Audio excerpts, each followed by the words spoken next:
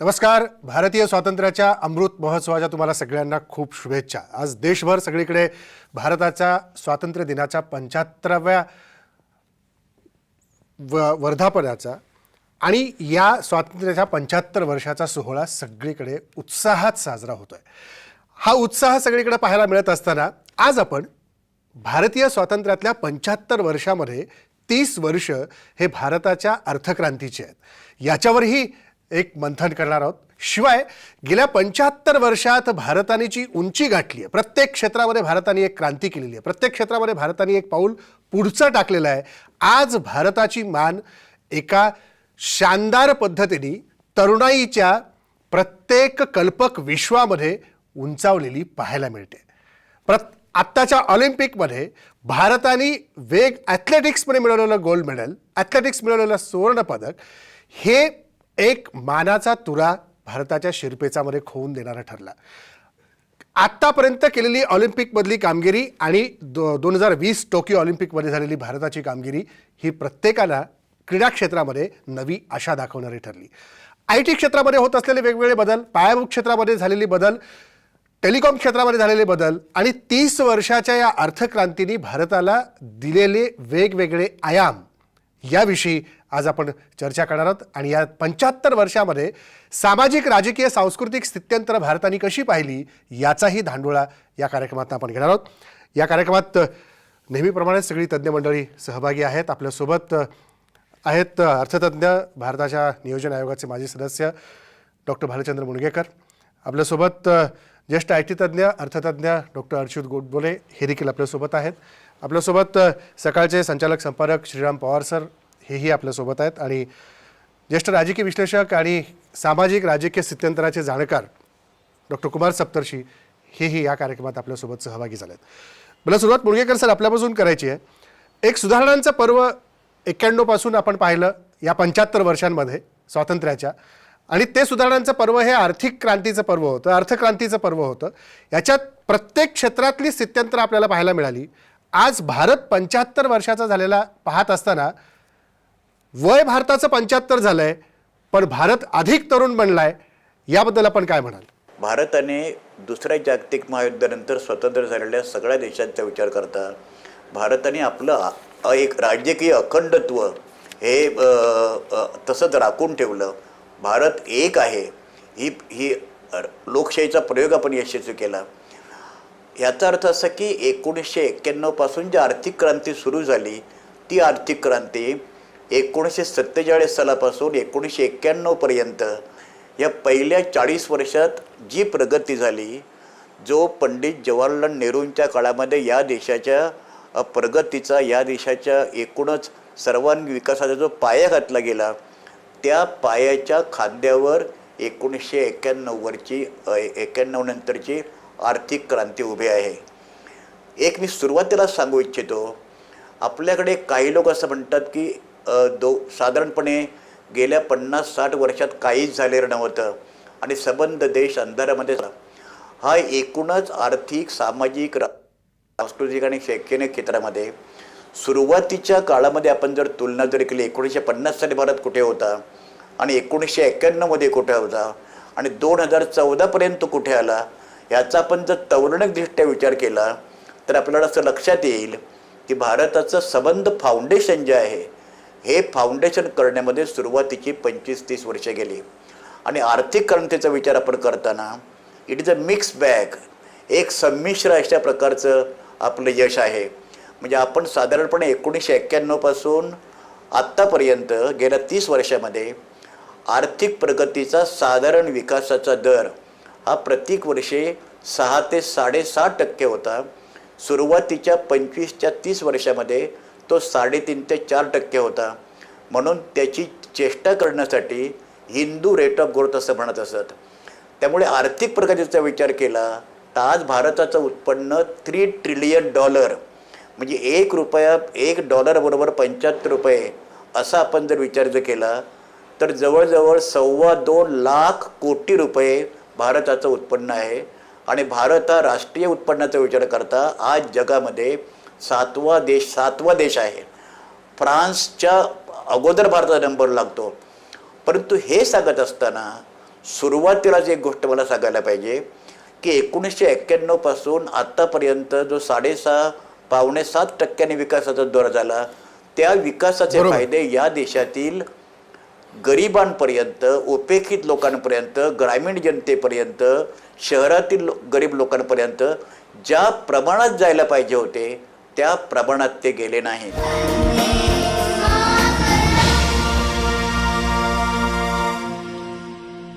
अच्युत गोडबोले, मला हा एक मुद्दा विचारायचा आहे की विज्ञानाच्या बरं. आणि IT क्षेत्राच्या बाबतीतली जी प्रगती आपण बघितली, तर याच्यामध्ये आपल्याला सातत्याने इनोव्हेटिव्ह गोष्टी घडताना दिसल्या.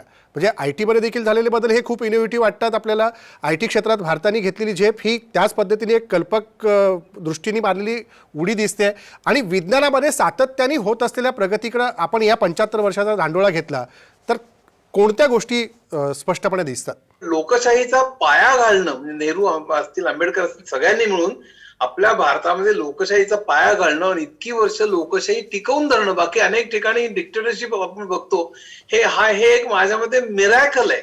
इतक्या भाषा, इतक्या जाती, इतक्या प्रचंड विविधता असताना आपल्याकडे लोकशाहीची बीज रुजवणं, या एका गोष्टी करता आपल्याला नेहरूंना आणि एकंदर पूर्वीच्या सगळ्याच राज्यकर्त्यांना आपण सलाम केला पाहिजे. आता दुसरा प्रश्न विज्ञान आणि तंत्रज्ञानाच्या बाबतीत.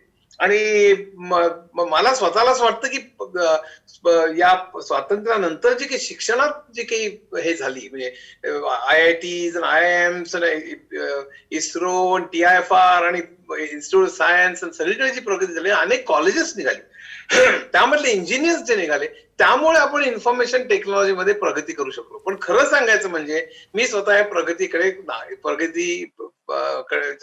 मी नाखुश आहे त्याच्या बाबतीत. म्हणजे असं की यामध्ये आपण तुम्ही आम्हाला सांगा कसे प्रोग्राम लिहायचे, आम्ही प्रोग्राम करतो. जवळपास इथपर्यंतच आपण तिथे राहिलेलो. आपल्याकडे इनोव्हेशन आपल्याकडे अतिशय कमी आहे. ते इनोव्हेशनला आपण खूप आपण सपोर्ट केला पाहिजे असं मला वाटतं. म्हणजे परवाच पंतप्रधान मोदींनी जे भाषण केलं त्यात इनोव्हेशनला आपण सपोर्ट केला पाहिजे असं सांगितलं. मला वाटतं हे चांगलं आहे, पण ते ऍक्शन मध्ये दिसलं पाहिजे. त्याच्याकरता खर्च केला पाहिजे. आपल्याकडे संशोधनावर खर्च GDPच्या 1% होतो. चीनमध्ये आपले दुप्पट होतो, अमेरिकेत तिप्पट होतो, तर जपानमध्ये सुद्धा. तर मला असं वाटतं आपल्याकडे पर मिलियन डॉक्टर्स, पर मिलियन शास्त्रज्ञ, पर मिलियन पेटंट जर का बघितले तर आपल्याकडे अतिशय कमी आहे. हे लक्षात ठेवा, अतिशय कमी आहे. पण मला म्हणायचंय की इनोव्हेशन जर का आपण केलं, म्हणजे आपण नुसतं तुम्ही सांगा आम्ही प्रोग्रामिंग करतो ना, एक फरक सांगतो. आपण अमेरिकेत, मी स्वतः हजारो सॉफ्टवेअरची मंडळी अमेरिकेत पाठवलेली आहेत. सगळी तिकडे जाऊन लटकत बसतात आणि मग भारताला शिवाय देत बसतात. चीनचे गेले बहुतांशी लोक चीनमध्ये परत येतात आणि त्या चीनच्या राष्ट्र उभारण्याला मदत करतात. भारतातले हजारो लाखो लोक जर का परत आले, हुशार लोक, शास्त्रज्ञ वगैरे, तर किती फायदा होईल बघा. तसं न करता ते सरळ तिकडे जातात, पसार होतात बहुतांशी लोक. तर मला असं वाटतं की आपली जी प्रगती झाली ती प्रोग्रामिंग मध्ये झाली. त्यांनी फॉरेन एक्सचेंज वाढला, त्याला आपण IT रेव्होल्युशन म्हणतो. पण आपल्याकडे एक सुद्धा प्रॉडक्ट नाही, म्हणजे SAP, ओरॅकल, मायक्रोसॉफ्ट विंडोज सारखा एकही प्रॉडक्ट नाही की जो जगभर त्यांच्या छातीवर हे करेल.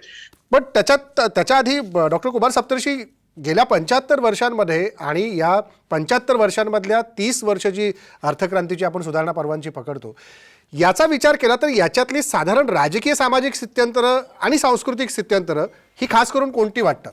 एक तर असं आहे की 15 ऑगस्ट 1947 साली नेहरूंनी जो पाया घातला, ट्रिस्ट विथ डेस्टिनी, म्हणजे आपल्याला भविष्यकाळाकडे जायचं होतं आणि भूतकाळ वेगानं मागे टाकायचा होता. आपली राज्यघटनाही तशीच तयार झाली. म्हणजे पूर्वी भूतकाळात भेदाभेद होते माणसात, इथे माणसात लिंगभाव, लिंग, जात, धर्म याच्यावरनं भेदभाव होणार नाही असा भारतीय नागरिक तयार करायचा होता आपल्याला. तर ते करण्यात अपयशी झालो आपण, किंवा आता आपण उलट्या दिशेने जायला लागलेलो आहे. पण नेहरूंनी जो पाया घातला ती प्रगती शिल्लकच आहे. पण त्या लोकांना आता गप्प केलं जातं आणि आपल्याकडे राम मंदिर, आणखीन पुराणकाल असं आपण त्या दिशेनं चाललो आहोत. आणि त्या दिशेनं आपण जर कुठे जाणार असू तर तो एकच आहे आपल्या डोळ्यासमोर, तो म्हणजे अफगाणिस्तान. आता अफगाणिस्तानात जे घडतंय ते जर आपण असे भूतकाळाकडे जात राहिलो तर तेच घडणार आहे. आणि ज्या वेळेला 15 ऑगस्ट आपल्याकडे होत होता त्याच वेळेला देशाची फाळणी झाली होती. त्यामुळं पाकिस्तान ह्या स्वप्नाला बांधिलकी मानत नव्हता. त्याने धर्माचा आधार घेऊन देश पुढे आणण्यात आला. त्यांचा देश तुटला, आपला देश तुटलेला नाही अजून. पण पाकिस्तान ज्या दिशेने गेला की धर्म हाच सगळ्यात महत्वाचा आहे, बाकी सर्व गोष्टी गिफ्ट आहेत, तसं आता एक वातावरणात निर्माण झालंय. त्याचा परिणाम असा होतोय की एक तर ग्लोबलायझेशन नंतर विषमता खूप वाढली गेल्या 30 वर्षात. त्या विषमतेमुळे मूळचे पॉवर्टी लाईनचे लोकही गडबडून गेले. नवा मध्यमवर्ग तयार झाला. हा नवा मध्यमवर्ग उजव्या बाजूला झुकला, प्रतिगामी पद्धतीनं बघायला लागला की आपलं भलं करायचं आणि बाकीच्यांना भूतकाळात गुंतवायचं, अशी त्याची मनोवृत्ती बनली. या सगळ्याचा परिणाम आता मात्र 75 वर्ष आपण जशी काढली तशी पुढची 10-15 वर्षे तरी आपण काढू शकू का नाही. आर्थिक प्रगतीनं प्रश्न सोडवण्याचा काळ होता जेव्हा दारिद्र्य रेषेच्या खालच्या लोकांना वर काढायचा प्रयत्न होता, परंतु तोपर्यंत अशा अस्मितांचं राजकारण सुरू झालं नव्हतं. अस्मितांच्या राजकारणामुळे आपण तालिबान वृत्तीमध्ये अडकलो आहोत.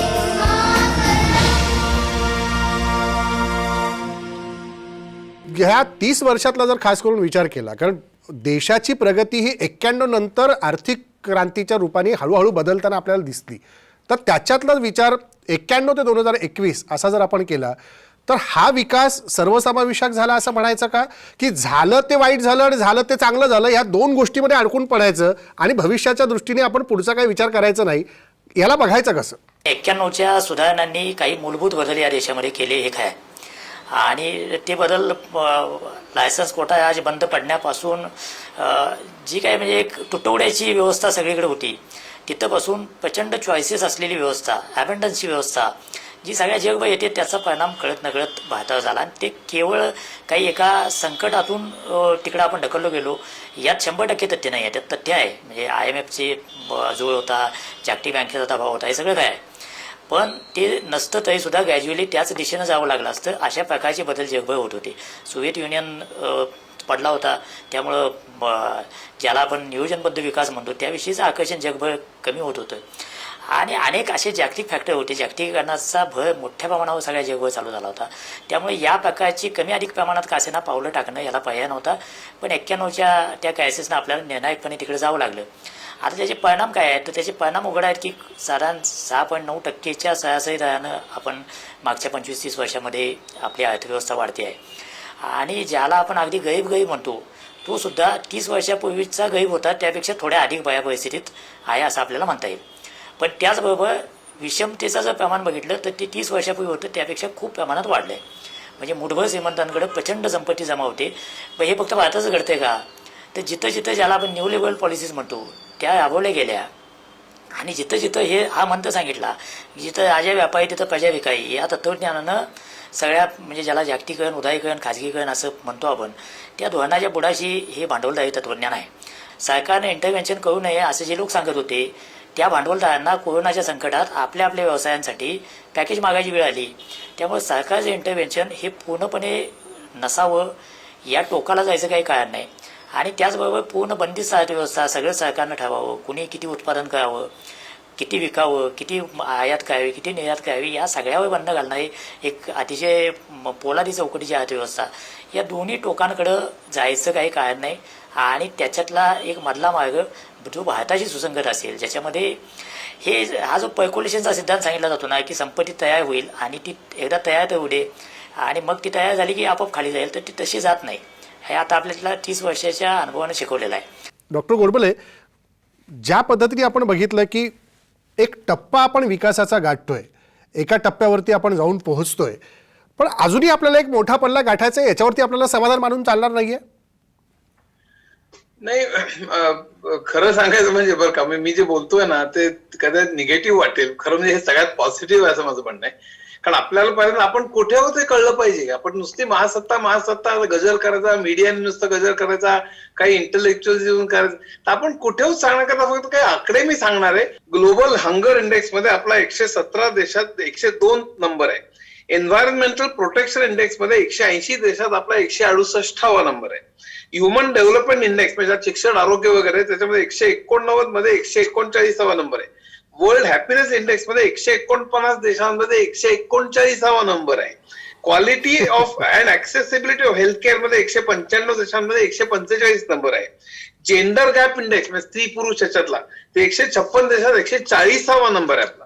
ग्लोबल पीस इंडेक्स मध्ये 163 देशात 139वा नंबर आहे. इनोव्हेशन इंडेक्स म्हणजे 60 देशांचा फक्त केलेलं आहे त्यांनी, त्यात आपला 50वा नंबर आहे, कारण आपली इन्व्हेस्टमेंट कमी आहे, मग अशी सांगितलं. ईज ऑफ डुईंग बिझनेस मध्ये मात्र आपण थोडेसे बरे आहोत, 190 देशांमध्ये 63वा नंबर आहे. मल्टी डायमेन्शनल पॉवर्टी इंडेक्स मध्ये आपला 62वा नंबर आहे अनेक देशांमध्ये. आणि सस्टेनेबल डेव्हलपमेंट इंडेक्स ग्राफ मध्ये 193 देशांमध्ये 117 आपला नंबर आहे. मला असं वाटतं की महासत्ता जर का आपल्याला म्हणायचं असेल त्या सगळ्यामध्ये भरपूर आपली सुधारणा झाली पाहिजे, की शिक्षण आरोग्य याच्यावर आपण भरमसाठ खर्च केला पाहिजे. माझा तर मंत्र आहे, मी अगदी सगळीकडे सांगतो की शिक्षण आरोग्य रस्ते पाणी वीज सार्वजनिक वाहतूक आणि स्वस्त घरं ह्यांच्यावर भरमसाठ सरकारने खर्च केला पाहिजे. त्यांना एम्प्लॉयमेंट जनरेट होईल, मनरेगा वापरा, काय वाटेल वापरा, भरमसाठ खर्च केला पाहिजे. एक लक्षात ठेवा, चीन, दक्षिण कोरिया, जपान, युरोप, अमेरिका या सगळ्या, इव्हन सिंगापूर, हाँगकाँग याची उदाहरणं आपण डायनिंग टेबलवर देत असतो, पण या सगळ्या सरकारांनी मी आता सांगितलं तर सगळ्यावर भरमसाठ खर्च केला, म्हणून त्यांच्या इकॉनॉमीज वरती आल्या. सरकारवर आपण दबाव आणला पाहिजे की ह्याच्यावर तुम्ही खर्च करा प्रचंड. हे नुसतं आपण प्रचंड खर्च कमी करत आणलेला आहे, कित्येक वेळा IMF वर्ल्ड बँकेच्या दबावाखाली कमी करत आणलेला आहे, तो आपण केला नाही तर आपल्याला महासत्ता काय कुठली आशाच नाहीये. आपण अतिशय भयानक विषमता असलेला एक विचित्र देश असं म्हणून गणला जाऊ असं मला वाटतं. मुणगेकर सर, हाच मुद्दा मगाशी मला आपल्याला विचारायचा होता, जे तर अच्युत गोडबोलेंनी सांगितलं की सुधारणांची प्रक्रिया आपण राबवतोय, पण सुधारणांच्या प्रक्रियेमध्ये राबवत असताना आपण नेमकं कोणत्या दिशेने चाललोय याचं कुठतरी अवलोकन करतोय की नाही करतोय. संबंध जगाचं राष्ट्रीय उत्पन्न जे आहे, जागतिक उत्पन्न हे $87 ट्रिलियन आहे. त्यातलं अमेरिकेचं एकट्याचं $22 ट्रिलियन आणि चायनाचं जवळजवळ $13 ट्रिलियन. म्हणजे $87 ट्रिलियन पैकी चायना आणि अमेरिकेचं दोघांचं उत्पन्न जागतिक उत्पन्नाच्या 45% आहे. आणि उरलेलं 100, 150, 200 राष्ट्रांचं उत्पन्न उरलेले 55% आहे. भारताचं फक्त 3 ट्रिलियन आहे. म्हणजे भारताच्या 4पट हे चायनाचं आहे आणि 7 पट अमेरिकेचे आहे. तेव्हा या देशातल्या कोणत्याही अर्थतज्ञाने, तथाकथित विचारवंताने किंवा स्तंभलेखकाने किंवा पंतप्रधानांनी भारताची वाटचाल जागतिक महासत्ता होण्याकडे चाललेली आहे या भ्रमात राहता कामा नये. ही देशातल्या लोकांची फसवणूक आहे. दुसरा मुद्दा जो आहे, मी ती प्रक्रिया सांगतो. दुसरा मुद्दा मगाशी अच्युतने जे सांगितलं त्याच्या प्रत्येक मुद्द्याशी मी सहमत आहे. आर्थिक विकास कोणासाठी, आर्थिक प्रगती कोणासाठी? पंतप्रधानांसाठी, राष्ट्रपतीपदांसाठी, मिनिस्टरांसाठी, आमदारांसाठी, खासदारांसाठी, कोणासाठी? IAS ऑफिसरांसाठी, IPS साठी, व्हाईस चॅन्सलरसाठी. आर्थिक प्रगती या लोकांसाठी की ज्यांना अजूनही दिवसातून 2 वेळा योग्य अन्न मिळत नाही, ज्यांच्या मुलांना धड शिक्षण मिळत नाही, ज्यांच्या बायकांना नीट वस्त्र मिळत नाही. मुंबईसारख्या शहरामध्ये 85 लाख लोक झोपडपट्टी राहतात. मुंबई, कलकत्ता, दिल्ली, मद्रास, नवी दिल्ली आणि जुनी दिल्लीमध्ये, ल्युटन्स दिल्ली ज्याला म्हणतो, ह्या दोघांच्यामध्ये काय फरक आहे? जुनी दिल्ली म्हणजे बिहारच्या एखाद्या खेड्यासारखी आहे.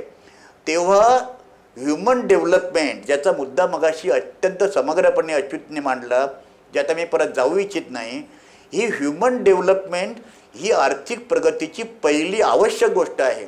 आपण ह्युमन क्वालिटी, माणसाच्या जीवनाचा स्तर, त्याच्या जीवनाला एक आपण संपन्न करण्याचा प्रयत्न करत आहोत की नाही. आणि दुर्दैवाने गेल्या 30 वर्षामध्ये अशा प्रकारचे जाणीवपूर्वक प्रयत्न सरकार करताना दिसत नाही.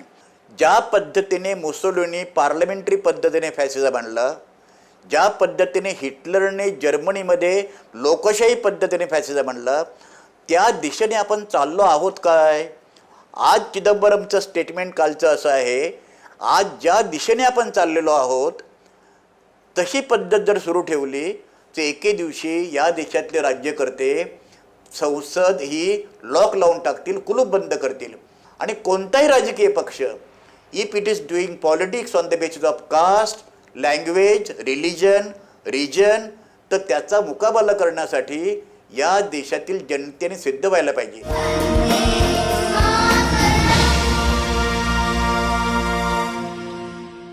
2021ला एका नव्या भारताचं स्वप्न पाहतोय. नव्या भारताचं स्वप्न पाहत असताना 2001 नंतरचे जे दरडोई उत्पन्नामध्ये वाढ झाली देशातली, तर तेव्हा प्रत्येकाच्या आशा उंचावल्या की माझं उत्पन्न वाढतं म्हणजे माझ्या प्रगतीच्या वाटा आता खुल्या होत आहेत.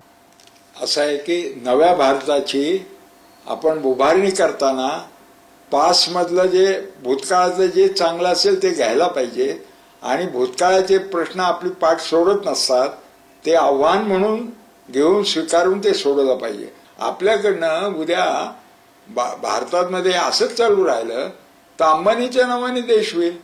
कशाला पाहिजे भारत? अंबानी देश म्हणतील. इथपर्यंत संपत्ती केंद्रित होत चालली आहे. तर अशा वेळेला गरीब वर्गांची संख्या वाढणार, त्याच्यामधला जो तणाव आहे तो वाढून हिंसा होणार आणि हिंसेनंतर तुटणार देश, अशी परिस्थिती निर्माण झाली. तर आपण फार गंभीरपणे जागे झालो. ही जबाबदारी आहे मध्यमवर्गीयाची. पण मध्यमवर्गीय स्वतः प्रतिगामी झाल्यामुळे, कारण त्याला पगार जास्त मिळाले IT आल्यापासून, त्यामुळे त्याला नाही, आपली ब्युरोक्रेसी, त्यांचा 7वा आयोग मिळाल्यामुळे त्यांना असं वाटतच नाही की जनतेचं आपलं काही नातं आहे म्हणून. ग्रामीण भागात हे फार स्पष्ट होतं. म्हणून ती ब्युरोक्रेसीनं काम कसं करायचं याची कार्यसंस्कृती, वर्क कल्चरच निर्माण झाली नाही. ती ब्रिटिशांसारखी आपल्या जनतेकडे साम्राज्यवादी दृष्टिकोनातून पाहते. श्रीराम पवार सर, ही जी दरी आहे ही दरी आजही तशीच कायम दिसते. म्हणजे ही स्वातंत्र्याच्या पहिल्या दिवसापासून ते आता 75 वर्षाचा दिवस आपण साजरा करत असताना शहरी ग्रामीण भागातली दरी दिसतीये. पण याच्यात काही गोष्टी वेगळ्या पद्धतीने बदलताना दिसत आहेत. ग्रामीण भागापर्यंत डिजिटायझेशन जाण्याचा विचार आपण एकीकडे करतोय, त्याच्यात एक मोठी अपॉर्च्युनिटी, एक संधी आपल्याला दिसते. पण जोपर्यंत हा आहेरे आणि नाहिरे वर्गातली दरी जोपर्यंत आर्थिक दृष्टीने आपण दूर करणार नाही तोपर्यंत तो प्रगतीचा आलेख उंचावला किंवा त्या दिशेने आपण जातोय असं म्हणायला वाव आहे का? एक तर मोठ्या प्रमाणावर संपत्ती निर्माण होण्याचा जो वेग होता तो मागच्या 3-4 वर्षात म्हणजे कोरोनाच्या आधीपासूनच तो कमी व्हायला सुरुवात झाला आहे. त्यामुळे डिस्ट्रीब्युशन त्यानंतरचा भाग म्हणजे मुळात मिळणारे पैसेच या एकूण देशाचे मिळून कमी होत आहेत. म्हणजे ज्या गतीनं वाढायला पाहिजे त्या गतीनं वाढत नाही आहेत. आणि त्यानंतर मग हे जे विषमतेचे जे काही प्रवाह आहेत किंवा विषमतेविषयी जे आपण बोलतो आहोत ती तर आहेच आणि ती कोरोनानंतर आणखी मोठ्या प्रमाणावर वाढेल. किमान काही वर्ष तरी त्याचा सामना करावा लागेल हे स्पष्ट आहे. शहरी आणि ग्रामीण भागामध्ये सर्वसाधारणपणे एक काय म्हणतात की आपण थोडंसं आदर्शवादी कायम बोलत असतो की खेडी स्वयंपूर्ण व्हायला पाहिजेत. पण मागच्या 75 वर्षात असं काही झालेलं नाही आहे. आणि ज्या प्रकारची विकास प्रक्रिया आपण राबवत आहोत त्यामध्ये कुठल्याही खेड्यातल्या माणसाला खेड्यात राहावं असं वाटत नाही. कुठल्याही शेती करणाऱ्या माणसाला बहुतांश आपण शेती करावी असं वाटत नाही. शेतकऱ्याला आपल्या मुलांना शेती करावी असं वाटत नाही. शेती करणाऱ्याला कोण मुलगी देत नाही. असं जर या देशातलं वास्तव असेल तर शहरीकरण वाढणं हे उघड आहे. आणि ते वाढल्यानंतर मग ते का वाढलं म्हणून प्रश्न विचारणं म्हणजे मग आपणच तयार केलेल्या विकास प्रक्रियेतून हे होणार आहे हे माहिती असून पुन्हा आपणच प्रश्न कसे काही विचारू शकतो. तर मला वाटतं की हे आहे हे मान्य करायला पाहिजे. नव्या तंत्रज्ञानानं कदाचित एक आयुध आपल्या हातात दिलेलं आहे की तंत्रज्ञानावर आधारलेले जे काही उद्योग व्यवसाय आहेत आणि त्यातून डिस्ट्रीब्युशनची जी काही नवी व्यवस्था तयार होते, जे उत्पादन आणि वितरण या दोन्हीमध्ये आमूलाग्र बदल होत आहेत, ज्याला 4थी औद्योगिक क्रांती असं आपण म्हणतो त्यातून कदाचित डिस्ट्रीब्युटेड स्वरूपाचा विकास करता येण्याच्या शक्यता तयार झाल्यात. अशा शक्यता औद्योगिक क्रांतीच्या आधीच्या लाटांमध्ये पण होत्या. पण दुर्दैवानं आपल्या देशामध्ये विकासाची बेटच तयार झाली. दुसऱ्या ज्या महासत्तेविषयीची चर्चा आपण करतो आहोत तर मला वाटतं की असं किमान पुढची 20-25 वर्ष आपण बोलू सुद्धा नाही अशी आत्ताची आपली अवस्था आहे. कुठल्याच अर्थानं महासत्ता व्हावं अशा प्रकारचं समोर आपल्या काही नाही. हे उद्दिष्ट म्हणून ठेवावं का तर 100% ठेवावं. पण आज घडीला असं आपल्याकडे काहीच नाही आहे. हे आर्थिकच नव्हे तर कुठल्याच आघाडीवर असं सांगण्यासारखं आपल्याकडे काय आहे की आपण जे जगाला देऊ. आपण महासत्ता म्हणता विश्वगुरु व्हायचं बोलायला लागलो म्हणजे काय? आपण जगाला द्यावं असं कुठलं ज्ञान आपल्याकडे आहे? विज्ञानात आपण अशी काय प्रगती केली? स्वतःचं मूलभूत संशोधन असं कुठलं आहे आपल्याकडं की ज्या जगानं वापरावं आणि म्हणावं की भारताकडून आम्ही घेतलं? तर अशा कुठल्याच आधारावर जर आपल्याकडे ठोस असं काही सांगण्यासारखं नसेल तर आपण कशाच्या आधारावर महासत्ता विश्वगुरूच्या गप्पा मारतो? अच्युत गोडबोले सर, ज्या मुद्द्यांचा विचार आपण मगातपासून सगळेजण करतोय हे सगळं पाहत असताना ग्लास अजूनही अर्धा भरलेला दिसतोय. एक अतिशय सुंदर पुस्तक आहे बरं का, एक entrepreneurial state the myths of private versus public म्हणून एक ऑक्सफर्डच्या युनिव्हर्सिटीच्या प्रोफेसरने लिहिलेलं. त्यामध्ये जवळपास सगळे शोध फार्मा IT मधले किंवा अनेक क्षेत्रातले हे खरं सरकारी ह्याच्यातून कसे झालेले आहेत हे त्यांनी दाखवलेले. मी एक उदाहरण घ्यायचं झालं तर आपल्याकडली कोविशिल्ड ऍस्ट्राझेनेका हे ऑक्सफर्ड युनिव्हर्सिटीने तयार केलेली आहे. मग ऍस्ट्राझेनेका कंपनीला दिली आणि मग त्यांनी सिरम बरोबर आपलं कॉन्ट्रॅक्ट केलं. दुसरं भारत बायोटेक ही जी आहे ती खरं ICMR आणि पुण्याच्या एका इन्स्टिट्यूटने मिळून सरकारकडे त्याचा IPR आहे, इंटेलेक्च्युअल प्रॉपर्टी राईट्स आहेत. मग त्यांनी भारत बायोटेकला दिलेले.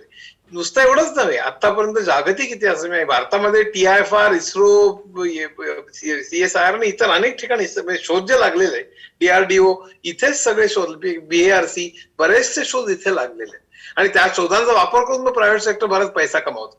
मला असं वाटतं की सगळंच सरकारने करावं ह्या मुळीच मताच मी नाही. कम्युनिस्ट राष्ट्रांचा साबणी त्यांनी करावे, फर्निचर करावं, मोबाईल त्यांनी करावे हा मूर्खपणा आहे असं मला वाटतं. हे प्रायव्हेट उद्योगानेच केलं पाहिजे. सरकारने काय केलं पाहिजे तर सगळ्या सेवा मात्र सरकारने पुरवलं पाहिजे असं मला वाटतं. आणि मलाच वाटतं की जर का सगळं प्रायव्हेटाईज झालं तर ज्या क्षेत्रामध्ये विषमता कमी करण्याकरता आणि रोजगार निर्माण करण्याकरता स्मॉल आणि मीडियम स्केल जे प्रचंड गरजेचे आहेत, मायक्रो स्मॉल आणि मीडियम, त्यांना कर्जच मिळणं भयंकर अवघड होईल आणि ते भयंकर प्रचंड प्रॉब्लेम येतील असं मला स्वतःला वाटतं.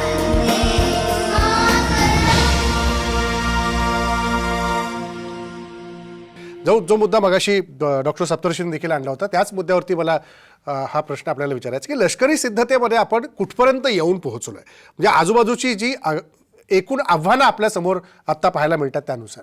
ते एका बाजूला चायना, दुसऱ्या बाजूला पाकिस्तान, असा जो एक ॲक्सेस आहे कंटिन्युअसली, आणि चायना ज्या प्रकारची आक्रमक भूमिका स्वीकारते आहे त्याचा विचार करता आपल्याला संरक्षण सिद्धता अधिक वाढवावी लागेल आणि काही प्रमाणामध्ये त्याच्यावरचा आपल्याला खर्चही वाढवावा लागेल.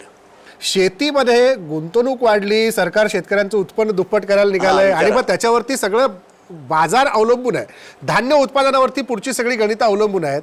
अशा ह्याच्यामध्ये शेतीतला विकास दर आपण किती साधला असं तुम्हाला वाटतं? शेतीतला विकास दर हा फार मोठ्या प्रमाणावर आजही नैसर्गिक गोष्टीवर अवलंबून आहे. ब्रिटिशांनी जो सर्वे केला त्यावेळी ते असं म्हणाले होते की Indian farmer is born in debt, lives in debt आणि डायज इन डेट. तो कर्जामध्ये जन्मतो, कर्जामध्ये जगतो आणि कर्जामध्ये मरतो. ह्याच्यामध्ये आजही फार मोठा बदल झालेला नाही. गेल्या 30 वर्षामध्ये अगोदर असं होतं की सगळं सरकारने करावं, ही भूमिका जितकी मूर्खपणाची होती तितकीच 1991 नंतर सगळं खाजगी सेक्टरने करावं, ती करण्याची कॅपॅसिटी नाही खाजगी सेक्टरची, ती देखील एकांगी आणि मूर्खपणाची आहे. आणि अशा पार्श्वभूमीवर सगळ्या गोष्टींचं खाजगीकरण करणं, विशेषतः बँकांचं खाजगीकरण करणं, ही गोष्ट संपूर्णपणे एकांगी आणि या देशाचा विकास खुंटवणारी आहे. 14 लाख कोटी रुपये राजेंद्र या देशातील मोठ्या आणि मध्यम उद्योगपतींनी बँकांचे बुडवलेले आहेत. ह्याच्यामध्ये शेतकऱ्याने किती कर्ज बुडवलेलं आहे? मग तुम्हाला ते 14 लाख रुपये कोटी बुडवलेलं कर्ज चालतं. आणि 90% रोजगार हा मायक्रो, स्मॉल अँड मिडियम एंटरप्राइसेस, सूक्ष्म, लघु आणि मध्यम उद्योगापासून येतो. त्यांना उद्या कर्ज हे बँकांचं खाजगीकरण झाल्यावर देतील, शेतकऱ्यांना कर्ज देतील, छोट्या शेतकऱ्यांना कर्ज देतील. तेव्हा पूर्वीप्रमाणे सगळ्या गोष्टी शासनाने केल्या पाहिजेत, ही भूमिका जेवढी चुकीची होती तितकी, कारण तो आता प्रायव्हेट सेक्टर ते करू शकणार नाही. प्रायव्हेट सेक्टर हा फक्त 40% मध्यम वर्गांच्या सेवा सुविधा पुरवण्यासाठी तुम्हाला त्याच्यामध्ये मार्केटवर त्यांना ती इकॉनॉमी चालवायची आहे. तशा प्रकारे इथली 50, 60, 70%, 80% जनता ही विकासाच्या प्रक्रियेबाहेर पूर्ण फेकली जाईल आणि एका ज्वालामुखीच्या तोंडावर हा देश उभा असेल. हे जर टाळायचं असेल तर आर्थिक प्रगती करत असताना सामाजिक न्याय प्रस्थापित करण्यासाठी राष्ट्रीय उत्पन्नाचं अधिकाधिक समान वाटप कसं करता येईल याचा या देशातील राज्यकर्त्यांना, कुठलाही राजकीय पक्ष सत्तेवर असो, तो काँग्रेस असो, भाजप असो, कम्युनिस्ट असो किंवा कोणी असो, त्या राज्यकर्त्यांना हा विचार करावाच लागेल. शेतीच्या प्रगतीमध्ये डॉक्टर सप्तर्षी आपण खरंच एक टप्पा गाठलाय का? शेतकऱ्यांना त्याचं आर्थिक प्रगतीचं दालन खुलं करून दिलंय की शेतकऱ्याला अजूनही त्याच विवंचनेमध्ये आपण सोडून दिलंय? नाही, अगदी उघड आहे, कारण हे आत्महत्या हेच त्याचं उघड हे आहे. म्हणजे परिणाम दिसतो आपल्याला की ते विवंचनच येते सगळे शेतकरी, आणि सर्व बाजूनी शेतकऱ्यांना जे खरेदी करावं लागतं ते भांडवलदार कंपन्यांकडनं, आणि ज्या वेळेला मार्केट येतं त्यावेळेला यांच्या मजुरांचे पगार वाढतील म्हणून धान्याच्या किमती वाढल्या जात नाही.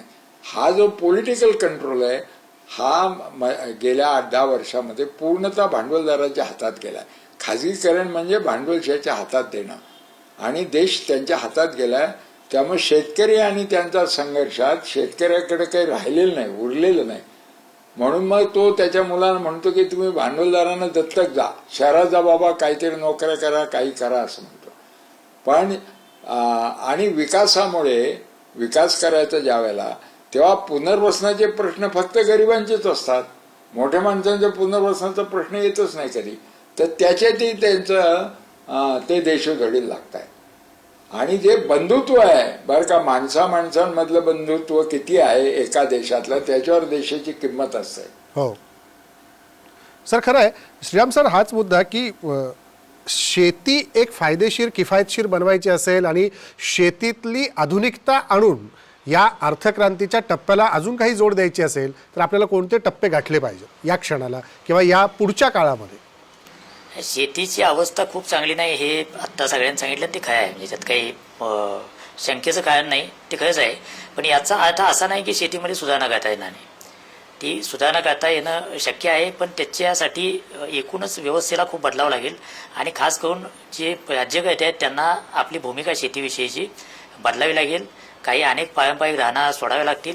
शेतीच्या उत्पादनापासून ते त्याच्या विक्रीपर्यंतची ज्या एकूण जी काही साखळी आहे त्या साखळीकडे पुन्हा नव्यानं बघावं लागेल. कारण या साखळीत शेतकऱ्याच्या हातात काहीच राहत नाही आहे, आणि तो सगळ्याच टप्प्यांवर परावलंबी झाला आहे. आणि एकूणच एका भांडवलदायी व्यवस्थेच्या दावणीला बांधल्यासारखी त्याची अवस्था क्रमाक्रमानं होत चाललेली आहे. तर याच्यातून त्याची सुटका करायची असेल तर निर्णय प्रक्रियेत शेतकरी असेल की त्यानं काय प्यावं, ते किती उत्पन्न काढावं, त्याची किंमत काय करावी, या निर्णय प्रक्रियेत शेतकरी यायचं असेल तर आपल्याला काही मूलभूत धोरणं बदलावी लागतील. शेतीमध्ये काही स्किल लागतं हे सुद्धा आपण विसरून गेल्यासारखं आपलं झालेलं आहे. हे परंपरेनं आपल्याला शेतीचं ज्ञान आहे का तर नक्की आहे, पण शेतीमध्ये सुद्धा काळानुसार काही बदल करावे लागतात. नवीन नवीन अवजार येतात, नवं तंत्रज्ञान येतं आहे. आता ड्रोनसारखं तंत्रज्ञान जगभर यायला लागलं आहे. तर या सगळ्याचा अवलंब करणारं काही नवं शिक्षण शेतीमध्ये आणता येईल का याच्याकडे बघायला पाहिजे. आपली सगळी शेती कॉलेज आणि विद्यापीठं ही स्पर्धा परीक्षेला मुलांना बसण्यासाठी किंवा त्यासाठी तयारी करणारी केंद्र झालेली आहेत. ती शिकलेली मुलं शेतीतच येणार नसतील आणि तशी काही इकोसिस्टमच आपण तयार करणार नसू, आणि मग पुन्हा शेतीमध्ये उत्पन्न वाढायला पाहिजे आणि काहीतरी समृद्धी यायला पाहिजे असं आपण म्हणणार असू तर काहीतरी मुळातच चुकतंय. आणि ती चूक दुरुस्त केली तर मला वाटते शेतीला पुन्हा चांगले दिवस येऊ शकतील, शेतीला ग्लॅमर येऊ शकेल, आणि ते द्यायची समाज म्हणून आपली जबाबदारी, ज्याचा उल्लेख सगळ्यात शेवटी कुमार सप्तशींनी केला. मला वाटते की तो आपल्यासमोरचा आता खऱ्या अर्थानं तातडीनं उभा असलेला प्रश्न आहे. या देशात कुणालाच कोणाविषयी जर बंधुभाव वाटणार नसेल आणि आपण जर सगळेच विखंडित असं जगायला लागलो असू तर जे स्वप्न 15 ऑगस्ट 47ला बघितलं त्या स्वप्नाचा काय असाच प्रश्न तयार झाला आहे. आपली संसद चालत नाही, आपल्या सगळ्या ज्या काही लोकशाही तोलणाऱ्या व्यवस्था आहेत त्यांचं डिग्रेडेशन अवमूल्यन सुरू आहे. तर मला वाटतं की हे काही मूलभूत असे प्रश्न तयार झाले आहेत, त्याच्याकडे आपण गांभीर्यानं बघायला पाहिजे. असा हा टप्पा आहे. अगदी खरं आहे सर की या सगळ्याच मुद्द्यांवरती जी सविस्तर आपण चर्चा केली की 75 वर्षामध्ये आपण कुठपर्यंत येऊन पोहोचलो आणि या गेल्या 30 वर्षाच्या काळामध्ये उदारीकरणाच्या, खुल्या अर्थव्यवस्थेच्या जी आर्थिक सुधारणा पर्व आपण पाहिलं, याच्यावरती महत्त्वाच्या मुद्द्यावरती आपण प्रकाश टाकण्याचा प्रयत्न केला. आणि पुढे काय असू शकतात आव्हानं आणि त्याच्यातनं मार्गक्रमण करत असताना सुधारणांची प्रक्रिया कशी राबवावी लागेल यावरही आपण बोललो. धन्यवाद मुणगेकर सर, डॉक्टर कुमार सप्तर्षी, श्रीराम सर आणि डॉक्टर अच्युत गुरवले. आपण आला तरी या 75 वर्षाच्या भारतीय स्वातंत्र्याचा पुढच्या काळातला आढावा घेत असताना 30 वर्षाच्या आर्थिक उदारीकरणाच्या आणि आर्थिक सुधारणा पर्वाचा देखील आपण धांडोळा घेतला. धन्यवाद सगळ्यांचे, आणि पुन्हा एकदा सगळ्यांना स्वातंत्र्य दिनाच्या खूप शुभेच्छा. हे सुधारणा पर्व असंच पुढे चालत राहील. भारताची 75 वर्ष पूर्ण झाली आहेत, भारत अधिक तरुण होतोय, त्यामुळे ह्या तरुण भारताला नव्या आशेच्या किरणांची आता उभारी मिळण्याचे हे दिवस येत आहेत. त्यामुळे गरज आहे नव्या सुधारणा प्रक्रियांची आणि ठोस धोरणांची. इथेच थांबू. नमस्कार.